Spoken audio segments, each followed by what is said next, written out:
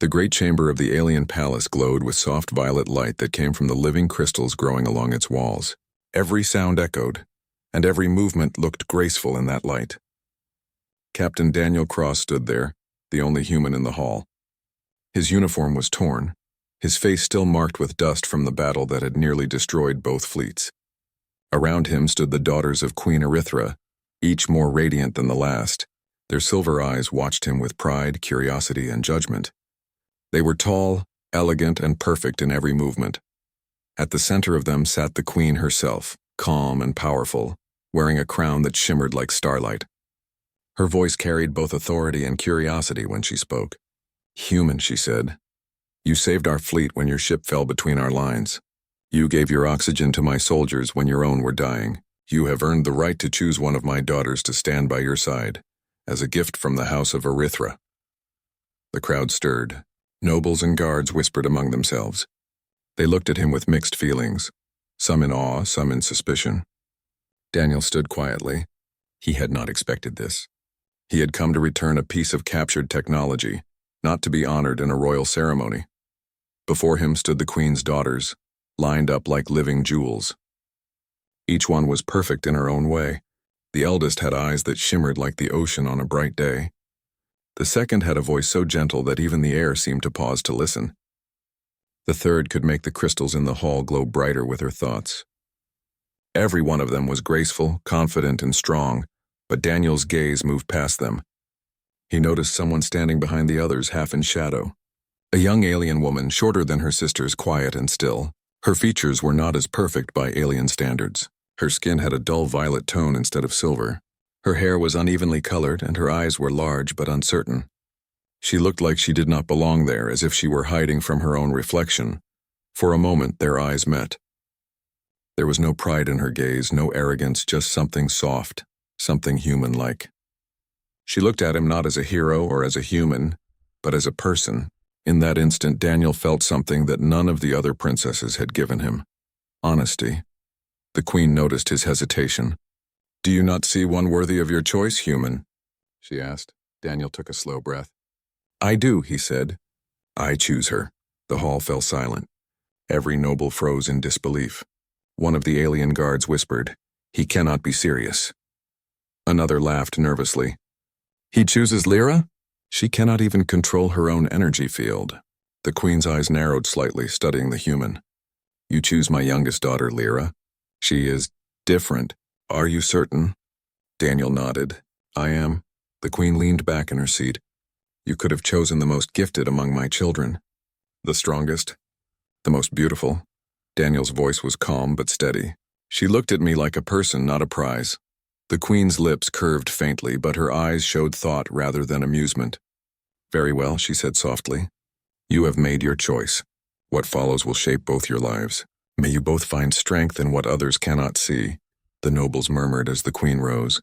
The ceremony ended quietly. As Daniel walked out, he could feel the weight of every stare on his back. Some were curious, some pitying, some angry. But he didn't care.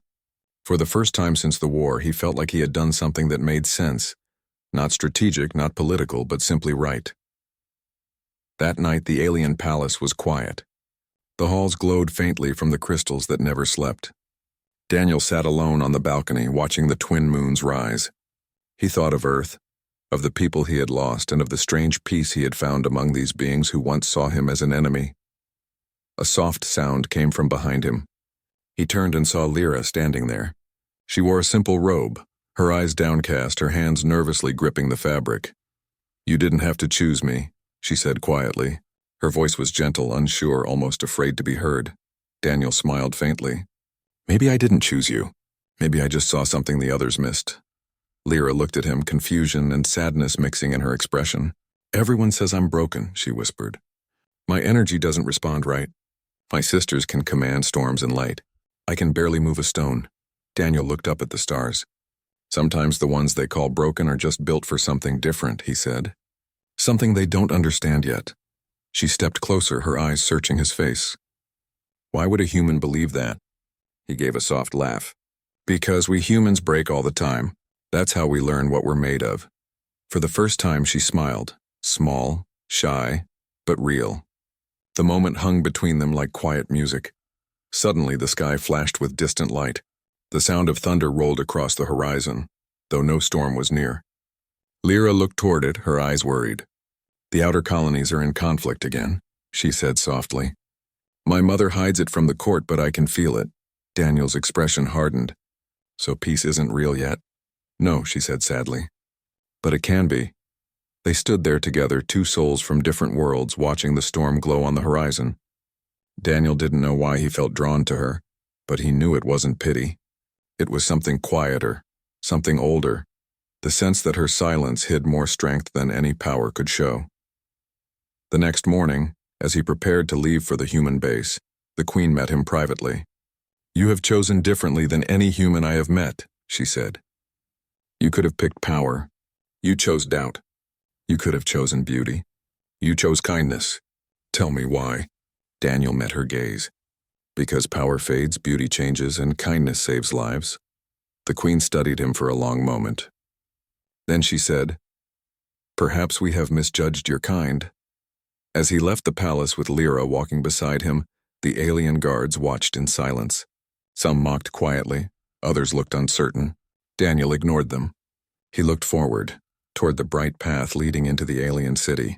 Lyra walked a few steps behind, her head low but her steps steady.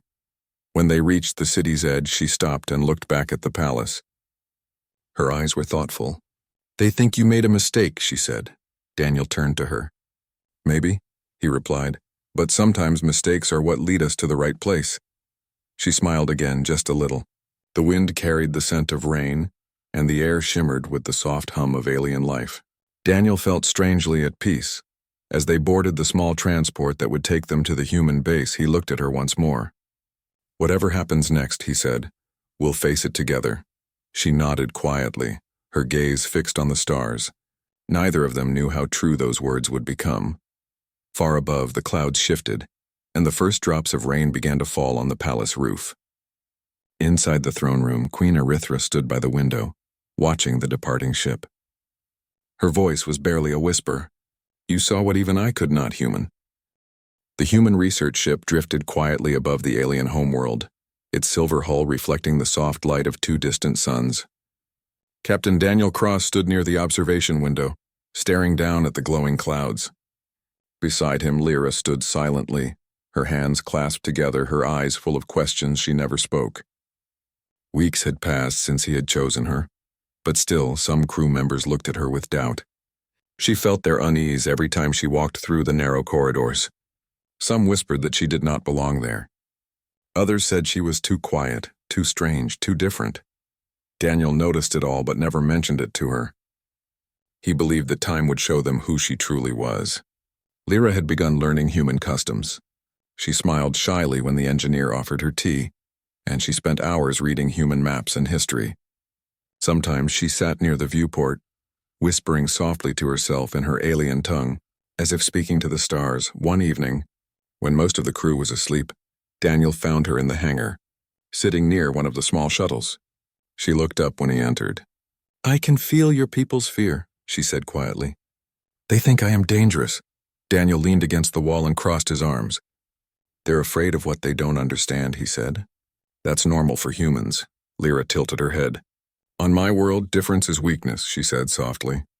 "I was hidden away because I could not do what my sisters could. They control matter, shape storms, speak through energy. I only break things when I try." Daniel smiled faintly. "Maybe that's your strength. You're not like them. And that's what makes you valuable." She looked at him, her eyes uncertain. "Do you really believe that?" "I do," he said. "Sometimes the universe hides power in quiet places." Before she could answer, the ship's alarm blared. Red lights flashed through the corridor. The ship trembled as something struck the outer hull. Daniel grabbed his communicator. "Bridge report." A voice came through, shaken. "Captain, multiple contacts incoming.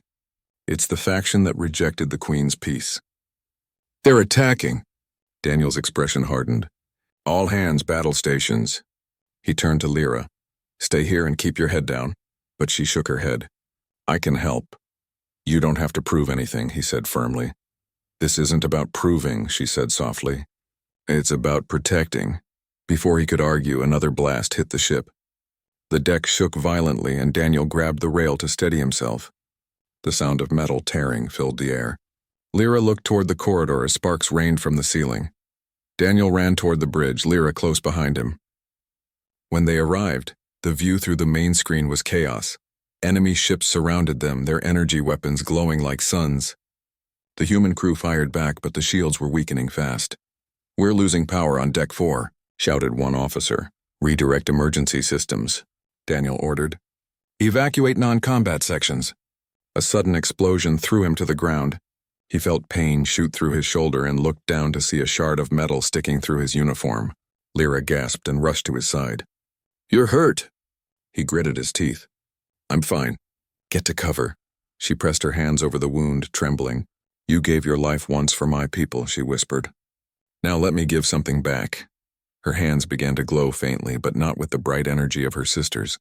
This was something different, calmer, steadier. Daniel felt the pain ease, the bleeding stop. She looked at him with tears in her eyes. "I can feel the ship dying," she said. He tried to rise. "We're not done yet." Before he could finish, the lights went out. Only the emergency glow remained. The air was filled with the sound of distant explosions. Lyra closed her eyes. Her voice dropped to a whisper. "They're going to destroy us all." Daniel placed a hand on her shoulder. "Then stop them," she hesitated. "I don't know how." "Yes, you do," he said softly. "You've always known. You just needed a reason." Her breath trembled. She stood slowly and stepped toward the control panel. The crew looked at her uncertainly. Some shouted warnings. "Stay back. We can't risk it."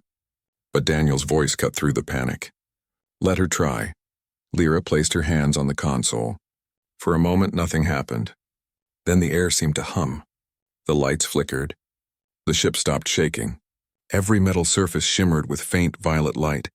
Lyra's eyes began to glow, not bright and blinding, but soft and steady like the moon. Outside, the enemy ships halted mid-attack. Their energy beams faded, their engines silent. Lyra's power spread through space like an invisible wave, reaching their systems, linking them together. "I'm not breaking things," she whispered. "I'm holding them." Daniel watched in awe as she lifted her hands slightly. The wreckage floating outside began to move, gathering into a shield around the human vessel. The damaged hull sealed itself. The fire alarm stopped. The crew stared in disbelief. One of the enemy captains appeared on the comm screen, his face pale. "What are you doing?" he shouted. Lyra's voice was calm. "No more war."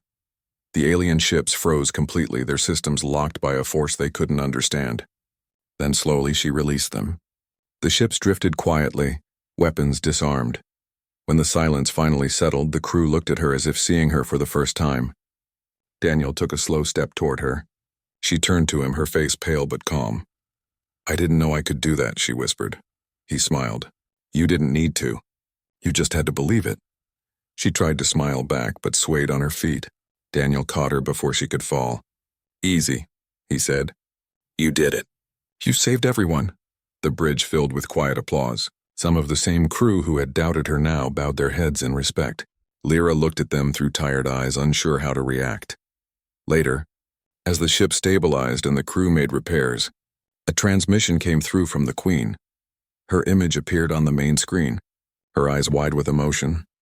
"Human," she said softly, "you have shown us something beyond power. You chose the daughter I had hidden away, the one I believed was weak. Yet she has done what even I could not." Daniel looked at Lyra, who stood beside him, leaning lightly against the console. "She wasn't weak," he said quietly. "She just needed someone to see her." The Queen lowered her head. "Perhaps it was not she who was different," she said. "Perhaps it was all of us who were blind." When the transmission ended, Daniel and Lyra stood alone in the silent bridge. The stars stretched endlessly outside the window. Lyra looked at him and said softly, "You could have chosen anyone." "Why me?" He smiled faintly. "Because you looked at me like a person, not a prize." I think the universe liked that answer. She looked out at the stars, her reflection shining faintly against the glass. "Do you think they'll ever stop fighting?" "One day," he said. "Because of you, they'll remember how." She turned to him, her expression calm and full of quiet hope.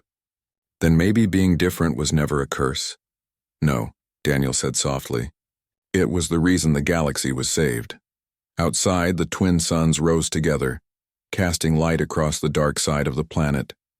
The human ship drifted peacefully in orbit, no longer hunted, no longer feared, and among the stars, one human and one alien stood side by side. Proof that sometimes the smallest, quietest choice can change everything. The Queen's words echoed in Daniel's mind long after the transmission ended. You have shown us that strength is not born from perfection, but from belief. Lyra looked up at him one last time before turning to the stars. Her soft voice carried through the stillness of the bridge. Home feels different now.